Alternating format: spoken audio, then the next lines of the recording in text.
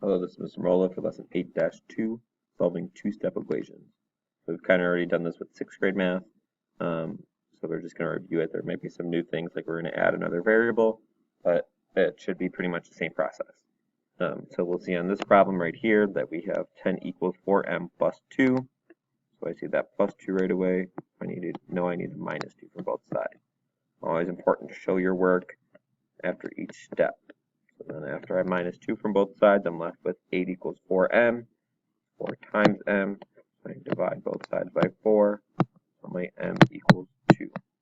Remember, I can always go back and check this. If I wanted to go back and check this problem, I can plug in 2 again for my m. So 4 times 2 plus 2, does that equal 10? Well, yes. 4 times 2 is 8. 8 plus 2 is 10. We could use algebra tiles like we did when we did hands-on math in 5th grade. So kind of the same problem. I have a minus 2. Here's my line for my equal sign. I have a minus 2, so I'm going to add 2 to both sides. I'm left with 3x equals 6. Divide both sides by 3. So x is going to equal 2. Again, I can go back and check it with the original problem. If I think x is 2, 3 times 2 is 6. 6 minus 2 is 4, so yes, it does work out. I'll do one of these problems. So I have a 2y minus 3. I need to add 3, add 3. I'm left with 10. Oops, 10y. 10 equals 2y. Divide both sides by 2. Y is going to be 5. So all that should have been reviewed from 6th grade. Now we might get into some problems that are a little different. So this is negative x plus 15 equals 12. Okay, so now I have a plus 15. I need to minus 15 for both sides. Now I'm left with a negative x equals a negative 3. Some of you might have some issues with that adding and subtracting. Remember to make my number line. I have a positive 12. It's going to go here. And I have a negative 15, so I'm moving 15 spots to the left, which is going to end at negative 3 if I counted that out. But I'm left with a negative 3x equals 3. Remember, I don't want a negative x or a 3x or a 2x or a 5x or whatever it is. I just want a regular x. And remember, there's always a 1 in front of my x. So it's really a negative 1x equals a negative 3.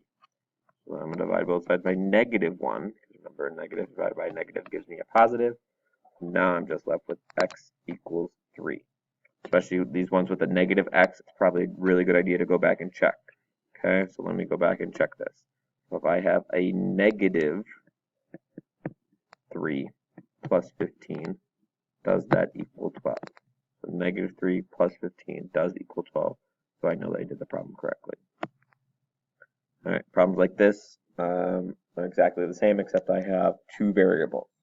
So I'm going to do the same process where I'm going to get my numbers together.